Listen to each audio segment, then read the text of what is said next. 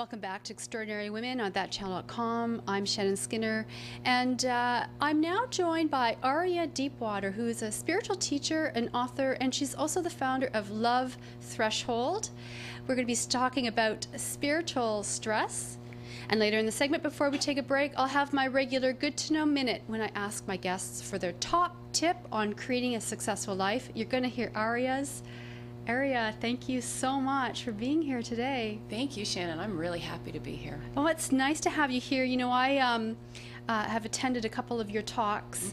I've really enjoyed them. You bring humor and energy to them. That's and a certain element of warmth too. Thank you. To the information That's that you feedback. Yeah, I've really enjoyed your talks. Now, what? Now you're a spiritual teacher. Well, Through and through. Through and through. Now, what is a spiritual teacher? I have to ask you. That's quite a question. To me, all spiritual development can be defined as any work that helps you develop your relationship with Source. So whatever that is for you, whether you call it God or light or love, even just capital L life, big L life, whatever word you use for it. If you're developing your relationship with the creative power of the universe, you're doing spiritual development work. So a spiritual teacher, in the broadest possible definition, is someone who offers leadership, guidance, mentorship in that capacity. And I think in these times, we need a broad definition because we've sort of left the traditional spiritual teaching behind. A lot of us, we've taken spirituality out of the institutions in the last 50, 100 years. And so I step forward as a spiritual teacher. Some people call me a lay minister. I have been referred to as a shaman over the years as well. It's different titles for different perspectives, but really, spiritual teacher does it. Now, you talk about Source. It's an interesting term because some people use the term source, others may use other terms. Universe, God. And I use all of those interchangeably in my own conversation. It's interesting, when I wrote the book Love Threshold, my editor, originally I had a whole smattering of words. I was using all sorts of different titles and definitions, and my editor said, you got to pick one. It's not making enough sense. It's too distracting. You've got to pick one. And so I went with Source or Creative Source. Those are the two that I use most regularly, just because they're general enough that people don't feel like I'm excluding anyone, while simultaneously, they get to come to it in their own way. And I just recommend to people that if the word doesn't work for you, substitute your own. In fact, I think that's part of spiritual teaching in this day and age. There's so many words that are loaded and triggered for people. A lot of people have a lot of stuff around the word God. It's a 3-letter dirty word for a lot of people just because of their history with it. And so what do you mean because of their history? Well, a lot of people grew up in religions where they felt constricted, limited, guilted, shamed. My mother being a very good example. My mother and a lot of her family, she's an Irish-Canadian Catholic through and through. And so, there's stories of her cousins that would walk to school with, she used to put stones in her shoes for penitence. And, the weight that comes with a lot of the experience that people had growing up. And it's nothing against the Catholic religion, but there's a lot of people who have negative experiences with the word God growing up. They feel like it's been shoved down their throats. They feel like it represents a whole life that they are shamed in. There's a lot of shame around it. So people come to spirituality in this new day and age not wanting to hear the word God, because God to them means something that isn't relevant and doesn't resonate for them.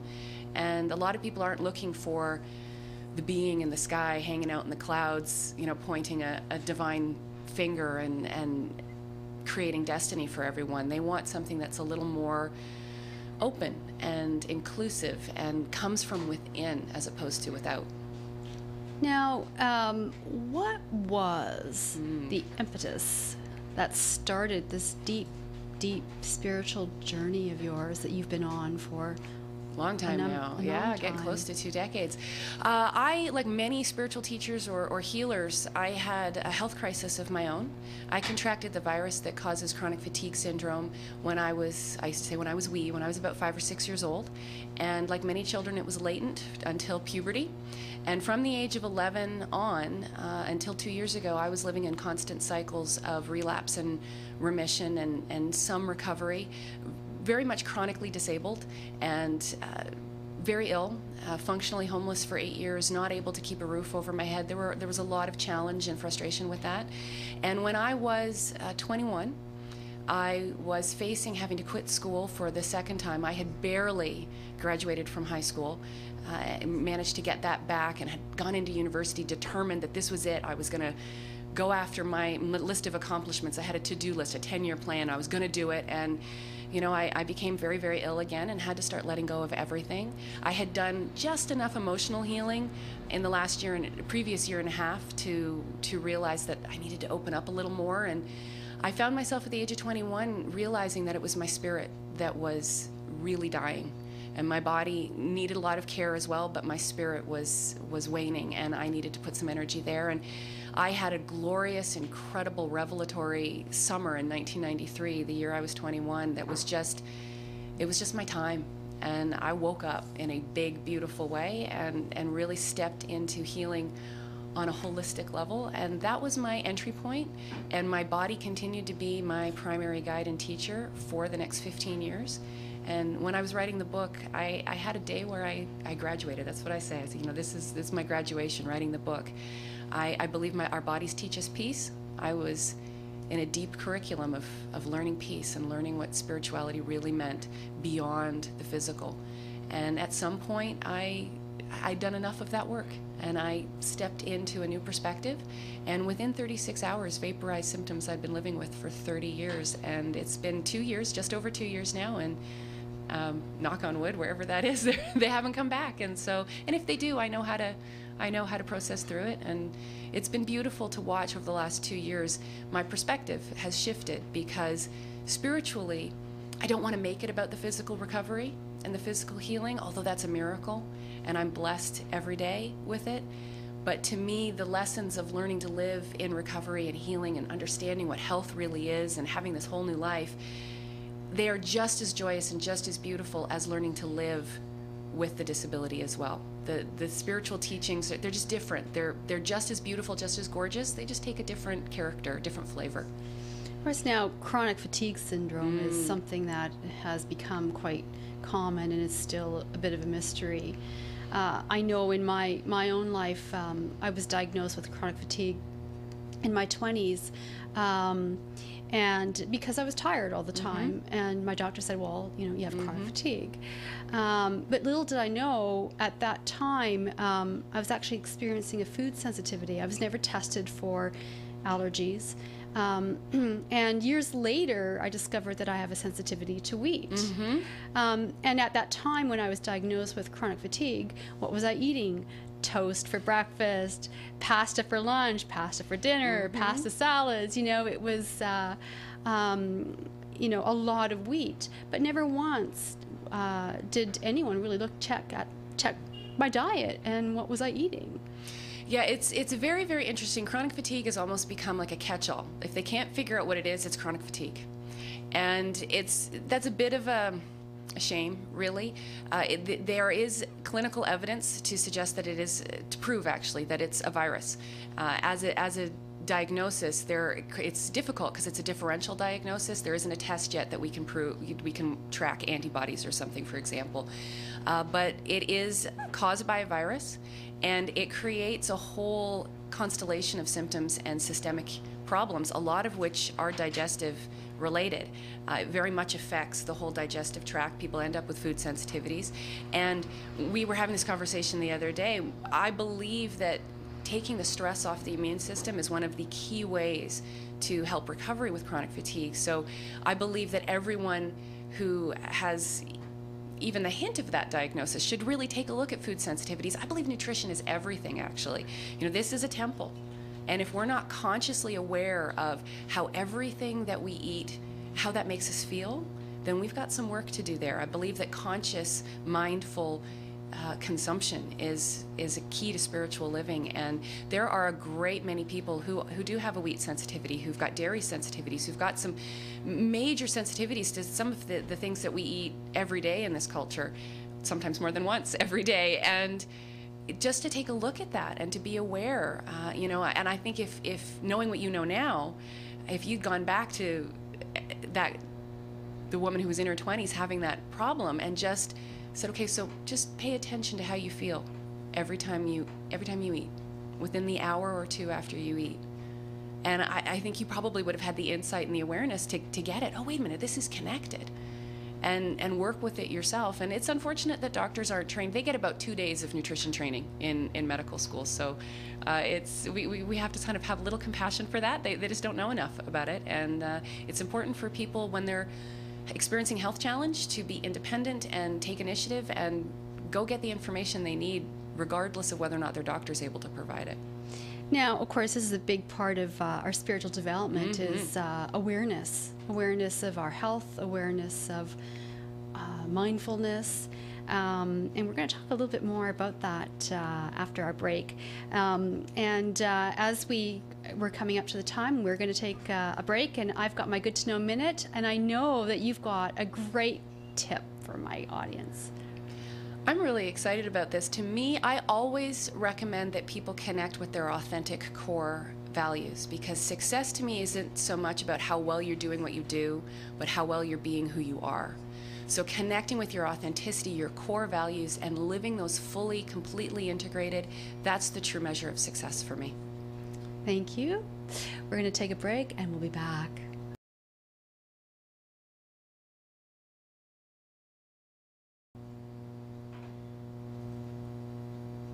Welcome back to Extraordinary Women on thatchannel.com. I'm Shannon Skinner, and I'm speaking with Arria Deepwater, spiritual teacher, author, and founder of Love Threshold.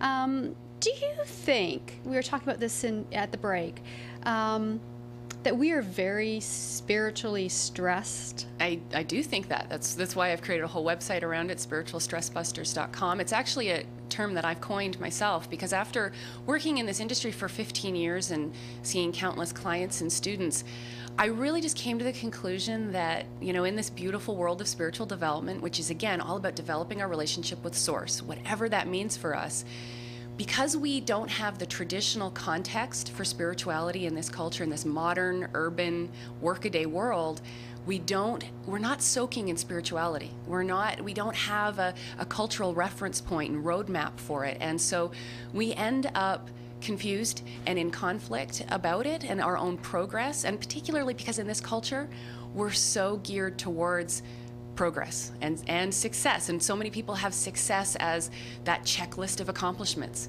and we approach our spirituality in the same way. Our spirituality is supposed to look like this, Revelation A leads to insight B, leads to transformation C, and then I never go backwards, and I just keep heading up that mountain, and we end up very confused, in doubt, in pain and conflict about our sense of spiritual progress. So that's how I define spiritual stress. People who are passionate and dedicated to their spiritual development, but in pain about their progress, not at peace. We have a real quest and a yearning for spiritual development, but no real deep understanding of how that translates into peace. So that's what I've begun to really focus on, and I do think it is. It's almost epidemic in the community of spiritual development. Everywhere I go, people identify with it. They go, "Oh, that's so me." Absolutely, I have that all the time, and a lot of it boils down to self-doubt. People just don't feel good enough in being spiritual. And I think that's a tragedy. It's so sad. I know I've tortured myself with that feeling for more years than I like to count in my own journey. And it's the antithesis of what we really want the ground that we want to cultivate in spirituality. Now, do you think that, is it possible that renowned spiritual teachers are feeling the same way? I think it's more than possible. I think it's quite likely. I'm certain that there are some that, if you think about the ones that are truly appear peaceful. And and what comes to mind are there's some well-known spiritual teachers in The Secret. Millions of people have seen The Secret.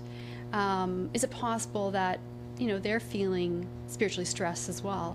I would imagine they are. I mean, I can't speak for them, and I don't know them, and I wouldn't want to put that upon them. But I think everybody goes through doubt, and I think the teachers tend to doubt ourselves more so and more deeply, it's very easy for us to feel like we're failing in our spiritual mission sometimes.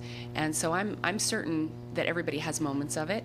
I would hope that those people who step out as teachers, again, this is what my goal has been over the years. I always teach that it's not about spiritual perfection or spiritual perfectionism, it's about spiritual practice. And I hope those of us who are teaching and the leaders who have reached a certain status in their teaching have really gotten that lesson, that it's about the practice, not about getting it right every single time, and that they're able to neutralize those feelings faster.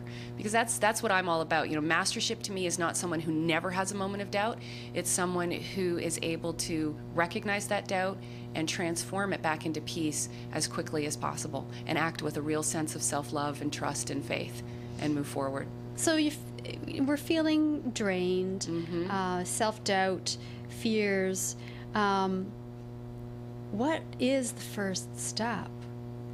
It really depends. Well, I would say that the first step is awareness and understanding a little bit more about where you are in the journey. It's one of the reasons I've created on both of my sites, spiritualstressbusters.com as well as lovethreshold.com.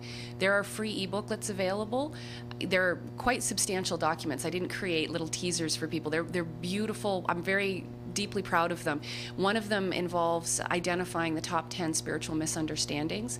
Another one involves identifying where you are in your spiritual development journey, because so many people get into stress because they're acting as if they're in the growth phase when really they're in the discovery phase, and they think that the principles of one phase should apply to where they are, and they're in constant conflict.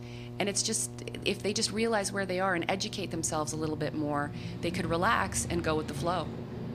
So they could just go to your website then? Yeah, absolutely. So spiritualstressbusters.com if they're interested in something a little lighter. If they want more, a deeper experience with more layers, lovethreshold.com. Now, one of the buzzwords I hear quite a bit is authentic, to be authentic. I'm hearing it quite a bit in the personal development arena. To you, what does it mean to be authentic? And I know it's important to you. It is. It's a core value of mine. And we had this conversation last week, and I loved the conversation we had around it. It really has become a bit of a buzzword. And that's both good and a little challenging, because buzzwords tend to end up feeling empty. But I think it's good because it means it's hit the vernacular in a new way. It's become more mainstream. And even if it's just on our minds in a more mass way, I think that's a good shift. That's an indication that we're moving towards something more positive, more affirmative. But authenticity to me, especially on a spiritual level, is really about getting to know the truth of who you are. You know, without hesitation, without reservation, without the masks, without the pretense, without the coping mechanisms that so many of us develop, just the truth of who am I and who do I want to be in the world, and then living that fully. From the time I was in my early 20s, I identified that summer, that revelatory summer I had, I began to say to myself, the greatest gift I could ever give the world is to figure out who I truly am and live that fully and freely. And I believe that to this day. It's still a core part of who I am and what I teach. I think authenticity is not just knowing the truth, but knowing how to live that. It's the awareness, and then awareness translated into action. That's what true authenticity is. Arria, do you think that each one of us knows exactly who we are? Do you think each one of us deep down knows our truth? That's a tricky question. I think we do. And I think it takes a lot of us a long time to know it.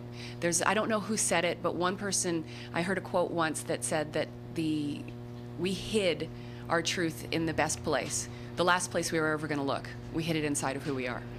And that's what we do as human beings. We tend to look outside of ourselves, and we saw that in the story with Susan.